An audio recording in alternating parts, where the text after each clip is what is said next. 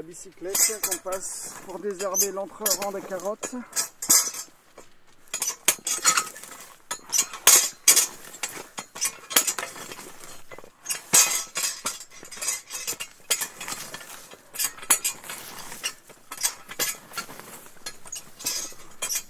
la culture de la carotte, c'est une des cultures les plus exigeantes en désherbage. Même si on s'améliore chaque année. En même temps, moi j'adore les carottes et pour moi c'est un légume hyper important. Ma collègue aurait tendance à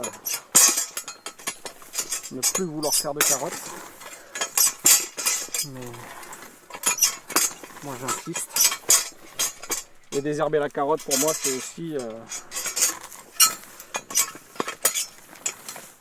aussi un moment de comment on dirait ça, le truc à la mode là, la méditation. Donc, je médite en désherbant mes carottes.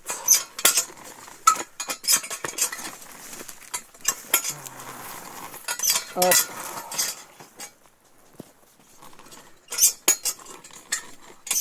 Et après bien sûr il faudra passer à la main avec un couteau. Mais là on enlève 80% des herbes. Après il reste la précision et le geste pour pas perdre trop de temps. Je vous laisse faire la ligne là les gars. Ouais. On n'a pas branché là-bas avec les tuyaux noirs. Je sais pas si tu voulais le faire. Je brancherai ce soir. Okay. Ouais. Du coup un peu plus vite. Super.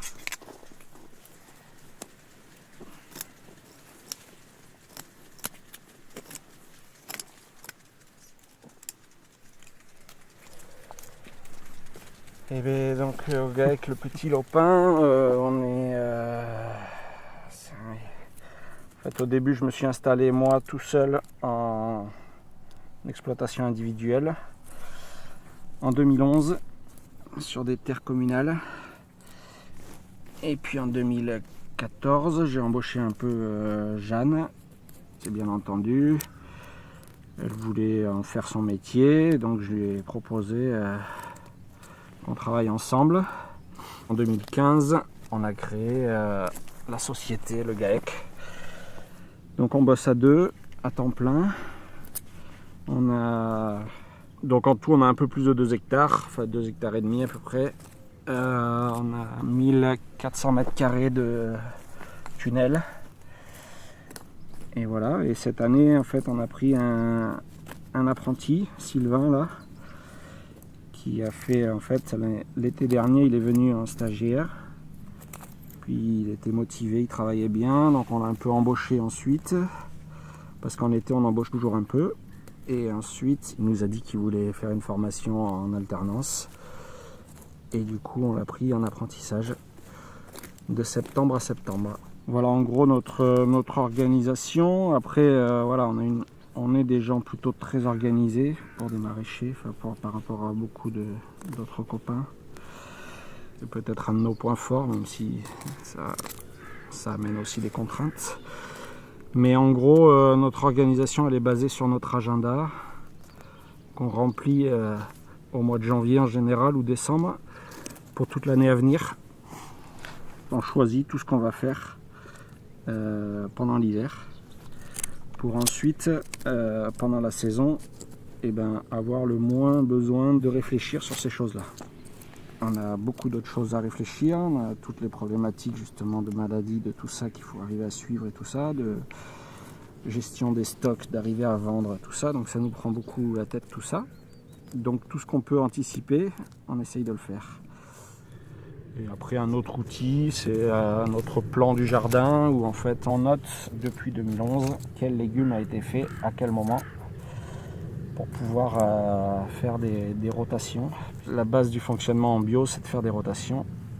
Et en maraîchage, c'est assez compliqué puisqu'on a...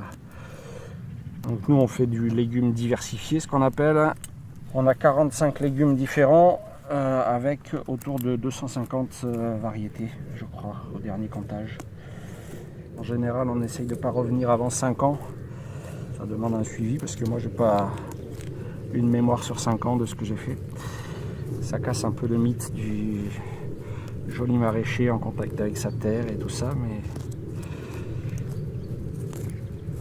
mais en fait, moi, avec l'expérience, je me rends compte que c'est justement parce que j'ai l'agenda et parce que j'ai toutes ces choses d'organisation, ça me permet justement de me libérer mon esprit pour être plus en contact avec la vie de mon sol et mes légumes, quoi. Si j'étais toujours en train de réfléchir à qu'est-ce que je dois faire cette semaine et de rien oublier, je pense que j'aurais pas l'esprit libre pour pouvoir être à l'écoute de mon sol. À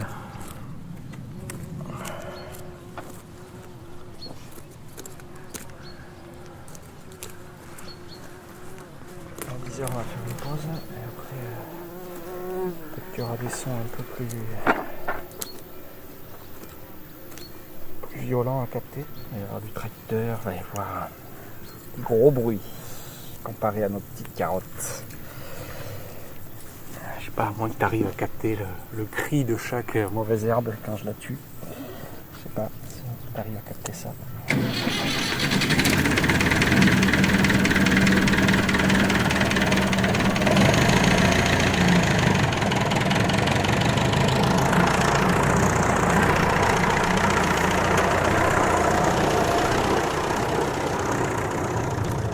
Moi je vois un métier, je crois que c'est ça qui me plaît dans ce métier, c'est je vois un métier diversifié. Donc il y a des moments très calmes, il y a quand même une majoritairement de moments plutôt assez calmes, mais il y a des moments très bruyants, il y a des moments très fatigants. Mais c'est une fatigue qui n'est pas répétitive, même si là tu as l'impression que hier on faisait de la carotte, aujourd'hui on fait de la carotte, mais bon, aujourd'hui tu vois, j'essaie de gérer toujours pour que les ateliers un peu chiants ne durent pas plus de 2 heures, pour justement que notre corps puisse gérer ça. Même si la carotte c'est pas forcément le plus épuisant, mais il faut quand même être concentré, c'est pas de la force physique, mais c'est de la précision, et être précis pendant longtemps, c'est dur, surtout courbé à 4 pattes. On va aller prendre le café. Ça va? Vous là-bas? Ça se passe bien? Ok, allez.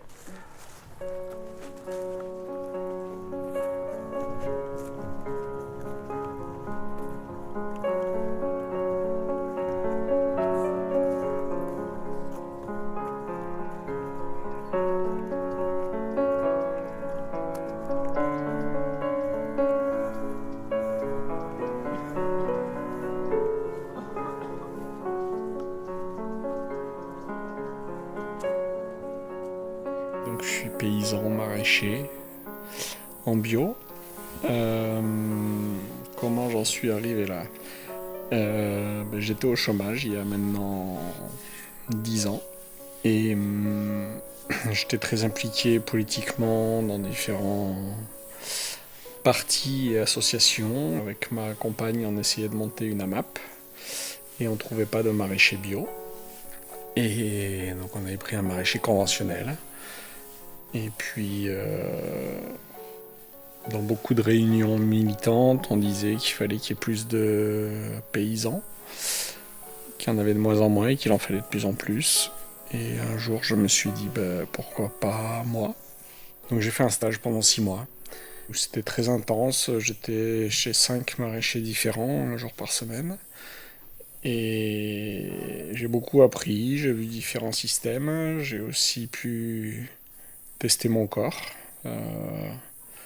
Voilà, parce que jusque-là, je faisais des métiers plutôt de bureau. Après, donc en 2011, je suis arrivé là.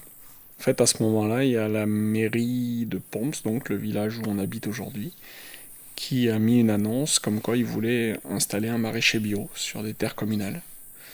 Et au final, ils nous ont choisis. Je dis nous parce que voilà, j'étais avec ma femme, c'était un projet de famille. Hein. Donc, et je me suis retrouvé sur un champ qui faisait 1,8 hectare.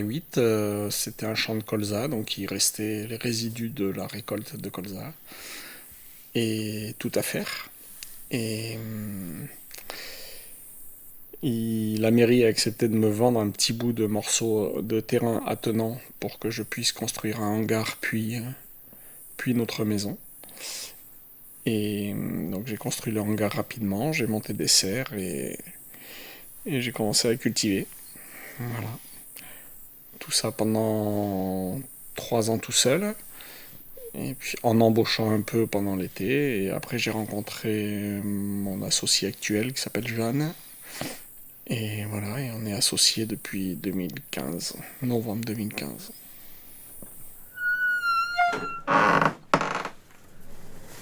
Hop, allez, si vous voulez, le café est servi.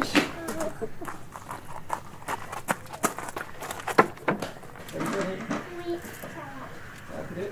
Ouais. Vous voulez un sirop? Vous voulez un bien? Ouais. S'il te plaît.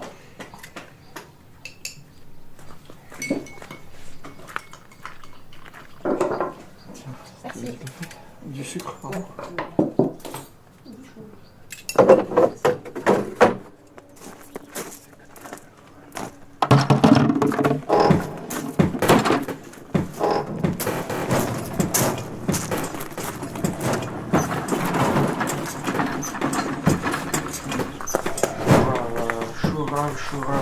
Chou kabyle, chou frisé, chou chinois, chou rave.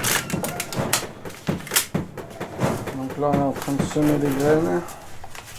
Je pense que je serais jamais venu à l'agriculture pour faire du conventionnel. Donc même aujourd'hui, presque mon problème à moi, c'est que de pas du tout connaître le monde du conventionnel.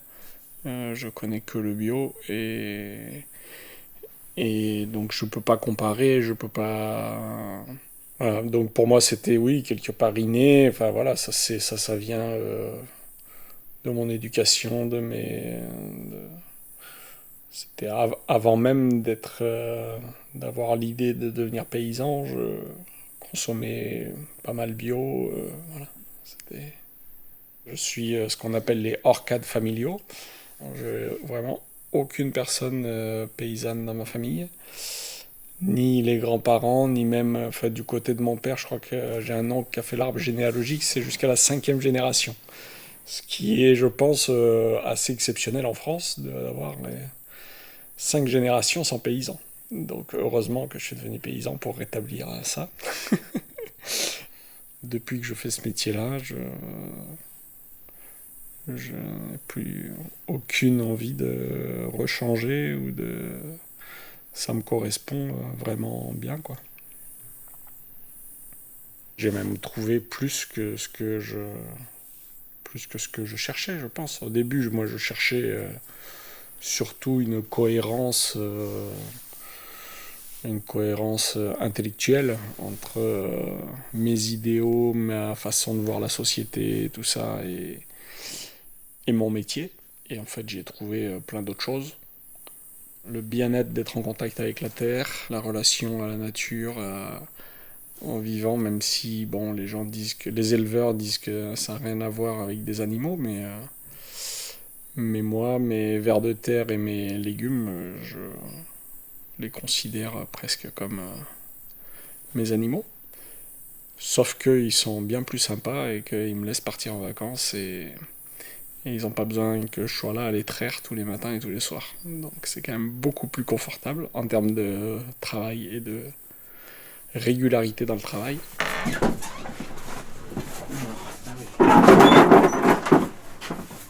vais faire les paniers. Alors, il y a 5 kg de haricots.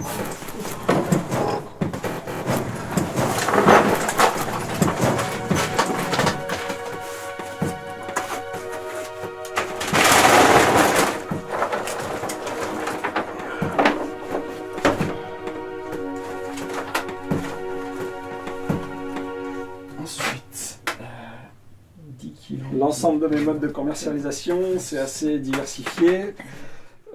C'est des commandes par mail, ensuite un magasin bio, la Biocop, ensuite Emmaüs, et puis un magasin qui fait du bio et du non bio.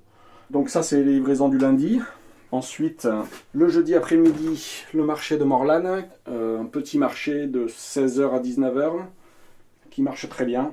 Et ensuite, on fait 2 petites AMAP à Mourinx-et-Monin. Et pour finir la semaine, le samedi matin, le marché d'Arthez de Béarn, pas loin d'ici, à 7 km. Ça se limite à ça. Ça, c'est déjà assez varié. Haricots, aubergines, poireaux, tomates, salade, oignons en botte, carottes en botte, courgettes, de l'ail, du melon, patates douces et des pommes de terre. 3 kilos de betterave à 2,50, ça fait 7,50, 10 kilos de courgettes.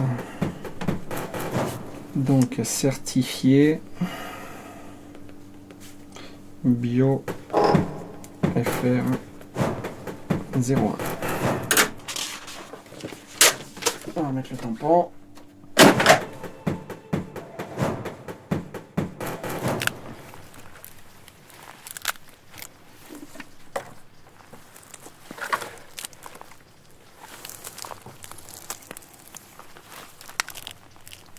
C'est beaucoup plus facile de ramasser les carottes quand il a plu 15 mm avant. Parce qu'autrement, des fois mettre la bêche c'est compliqué. Elle n'est pas encore très grosse, mais ma foi, en ce moment de toute façon les gens ne veulent pas trop de carottes. C'est juste pour avoir un joli stand bien diversifié.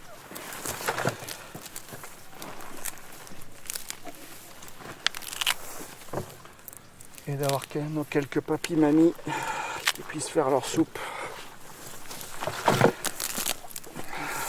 Les poireaux aussi en ce moment, il n'y a que les papis mamies qui en veulent.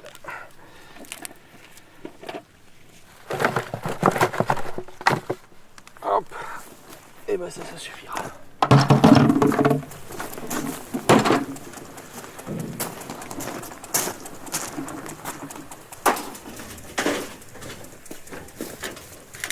Donc là on déplace l'arrosage, on va aller arroser les poireaux et on vient de lancer, là ce qu'on entend c'est l'arrosage au-dessus des navets, radis et épinards.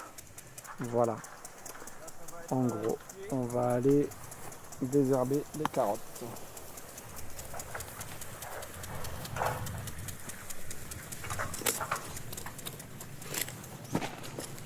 J'ai eu le terrain en 2011. Et directement j'ai mis une haie qu'on appelle une haie champêtre ou une haie brise-vent. Ensuite j'ai suivi une formation un jour où on m'a parlé des haies fruitières au milieu des cultures de légumes.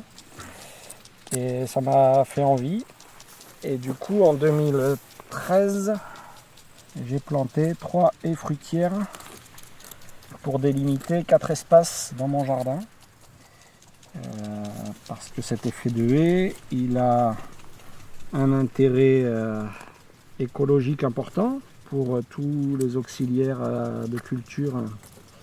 Ça va permettre d'avoir un vrai espace de refuge. Et d'un côté, et de l'autre côté, du coup les arbres n'ont quasiment pas besoin de traitement parce que l'effet de la haie fruitière permet d'avoir tous les auxiliaires de culture qui sont sur place. Après, l'effet, l'intérêt écologique, c'est quelque chose qui est quand même très compliqué à mesurer. Pour nous, presque l'effet le plus mesurable, ça c'est sûr, et le plus intéressant aujourd'hui, c'est qu'on trouve que ça donne de la verticalité à notre jardin.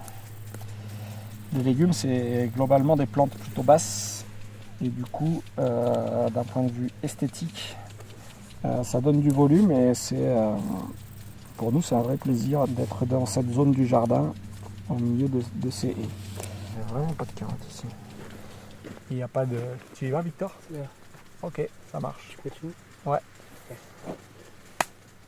Bonne semaine. Ouais, merci. À lundi. Marche. Salut.